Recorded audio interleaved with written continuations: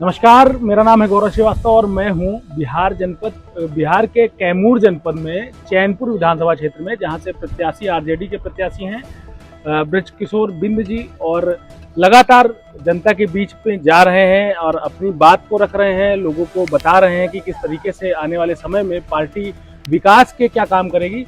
स्वागत है सर आपका नेशन स्टेशन में।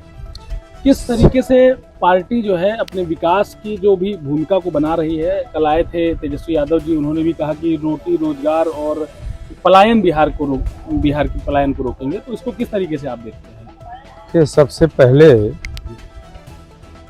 तो आपको और आपके चैनल को जी मैं तहे दिल से शुक्रिया करता हूं। जी साथ ही बिहार में गठबंधन में एक बार मात्र 17 महीने के शासनकाल में जी श्री तेजस्वी प्रसाद यादव जी ने जो आने वाले भविष्य के मुख्यमंत्री उन्होंने स्पष्ट शब्दों में करके दिखाया और कहा भी कि 5 लाख बच्चे और बच्चियों को जी उन्होंने नौकरी से जोड़ा। इसलिए पूरे बिहार में पढ़े लिखे नौजवान वर्ग के जितने बच्चे और बच्चियां हैं जी उनके प्रति अटूट विश्वास बना है कि 17 महीने में 5 लोगों को हम लोगों को 5 लाख लोगों को रोजगार दे सकते हैं। तो 5 साल के लिए अगर हम लोग इनको मौका दें जी तो कोई भी ऐसा पढ़ा लिखा नौजवान छात्र छात्राएं नहीं होगी जिनको नौकरी से वो न जोड़ सके। पूरा विश्वास है वो जोड़ेंगे। और उन्होंने ये भी कह रखा है कि पूरे बिहार में हम चिन्हित करके एक एक घर के बच्चों को नौकरी देंगे जो वर्षों से वंचित हैं। तो इसके आधार पर हम इन एजेंडों के आधार पर हम बिहार के ये चैनपुर विधानसभा चुनाव में जंग में उतरे हैं। हमें पूरा विश्वास है नौजवान, किसान, मजदूर, हर वर्ग के, हर तबके के लोग इस बार लालटेन छाप पर बटन दबा करके भाई तेजस्वी यादव जी को बिहार का मुख्यमंत्री बनाएंगे। ऐसा लोगों के मन में पूरा विश्वास है। प्रधानमंत्री नरेंद्र मोदी जी भी कैमूर आए थे और उनका कहना जो था उससे कहीं ना कहीं हम जो चुनावी सर्वे कर रहे हैं उसमें लोगों का ये रोष ये है कि कट्टे तमंचे की बातें हो रही हैं, विकास की बातें जो होनी चाहिए थी बिहार के लिए वो नहीं हो पा रही हैं। इसको किस तरीके से देखते हैं? देखिए, हम बीजेपी से आए हैं। बीजेपी में मैं 22 वर्षों से था जी, और मैं एक एक चीज से वाकिफ हूँ जी। कथनी और करनी में इस पार्टी में बड़ा फर्क है। जो कहते हैं करते नहीं।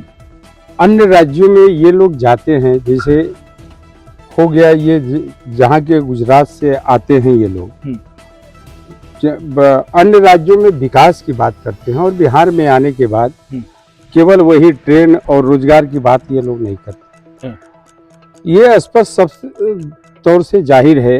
कल तेजस्वी यादव जी ने स्पष्ट शब्दों में मंच के माध्यम से जनता को संबोधित करते हुए बताया कि हम कलम बांट रहे हैं, ये लोग तलवार बांट रहे हैं। तो आप देख लीजिए क्या स्थिति है। और बिहार में इन लोगों की मन के अंदर मनसा अगर तनिक भी होता कि बिहार को में उद्योग लगना चाहिए, कल कारखाने लगने चाहिए, तो इसकी बात करता है। बिल्कुल बिहार में इस तरह की बात एनडीए गठबंधन का कोई भी नेता नहीं करता है। तो इससे साफ जाहिर होता है कि बिहार को केवल ये लोग ठगने का काम करते रहे हैं, आगे भी भविष्य में ठगने का काम करेंगे। काम करने का, उद्योग धंधा लगाने का, कल कारखाना लगाने का, रोजी रोजगार देने का ये लोग काम करने वाले नहीं हैं, केवल ये जुमलेबाजी करते हैं।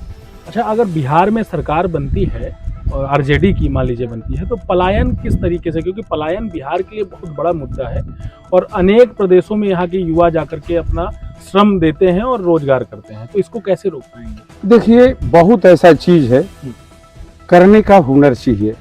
वो हुनर श्री तेजस्वी प्रसाद यादव जी में दिखाई देता है। हम कुछ को नौकरी से जोड़ेंगे, कुछ को रोजगार से जोड़ेंगे, कुछ को छोटे छोटे जो लघु उद्योग हैं, घरेलू उद्योग हैं, इन उद्योगों को ला करके हर घर को हम काम देंगे, हर हाथ को काम देंगे, जिसके आधार पर बिहार से जो बड़े पैमाने पर दूसरे राज्यों में पलायन हो रहा है हम रोक पाएंगे, जी। बढ़िया से रोकेंगे। और ये हुनर किसी में है तो वो तेजस्वी प्रसाद यादव जी में है, दूसरे दल के नेताओं के पास नहीं है, ये एनडीए गठबंधन के नेताओं के पास नहीं है। सिर्फ जुमलेबाजी है और जुमलेबाजी के आधार पर ये लोग सत्ता में आना चाहते हैं। जनता सब कुछ समझ रही है, अब की बार इनको सत्ता से दरकिनार करने वाली है। एक अंतिम सवाल आपसे पूछना चाहूंगा, क्योंकि आपका ज़्यादा समय नहीं लूंगा, आज अंतिम दिवस है लोगों से जनसंपर्क करने का। शराबबंदी को किस तरीके से देखते हैं? जिस तरीके से जब शराबबंदी लागू की गई लेकिन वो अभी प्रभावी नहीं हो पा रही, इस पर क्या कहें? देखिए, बिहार में हम उत्तर प्रदेश के सीमा बॉर्डर वाली सीमा पर खड़ा है जी, और इधर जिधर दक्षिण साइड में झारखंड के सीमावर्ती क्षेत्र से, पूर्व में बंगाल के सीमावर्ती और उत्तर में नेपाल के सीमावर्ती क्षेत्र में शराबबंदी बिल्कुल फिसड्डी रहा है। शराबबंदी कानून तो आया है लेकिन घर घर शराब मिलता, अब तो घर घर शराब मिलने लगा है। आपको ये नहीं लगता कि इससे और ज्यादा कालाबाजारी बढ़ गई है?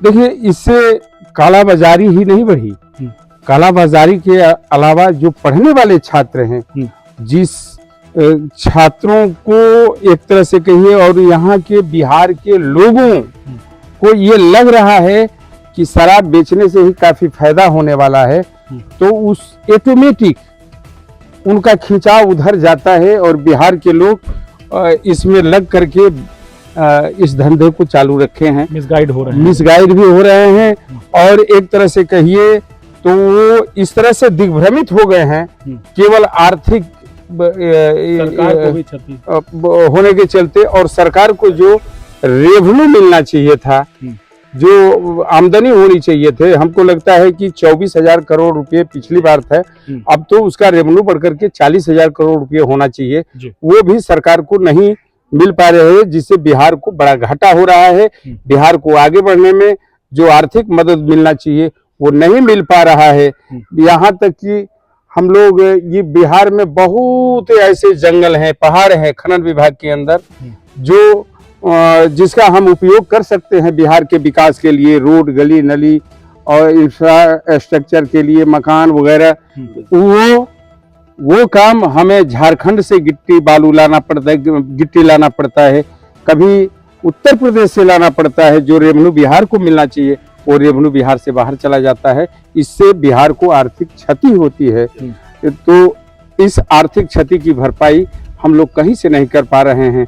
आगे हमारी सरकार बनती है तो मेरे नेता श्री तेजस्वी प्रसाद यादव जी इस पर विशेष ख्याल रखेंगे, ताकि बिहार को आर्थिक दृष्टिकोण से मजबूत किया जा सके और आर्थिक क्षति पूर्ति भी किया जा सके। पूर्व की सरकार में आप मंत्री भी थे और आपका जो रहन सहन है वो बहुत ज्यादा आलीशान मुझे नहीं दिख रहा है। कैमरा पर्सन से कहूंगा उधर घुमाएं, जानवर भी दिख रहे हैं। लगता है कि जिस तरीके से साधारण जीवन आप जी रहे हैं, कहीं ना कहीं इससे एक बड़ी सीख भी मिलती है। इस पर कुछ कहना चाहेंगे? हाँ, कहेंगे। मैं एक तरह से संत और फकीर आदमी हूँ। अभी मैं मड़ई में सोता था, विधायक बनने के बाद भी मेरे बॉडीगार्ड और मैं स्वयं मड़ई, ये खरपतवार की मड़ई लगा करके हम लोग सोते थे। आज लोग कह रहे हैं, बहुत लोगों के कहने से मैं घर के अंदर सोता हूं, नहीं तो आज भी मड़ई के अंदर सोता हूं और निर्भय होकर के सोता हूं, कोई भय नहीं।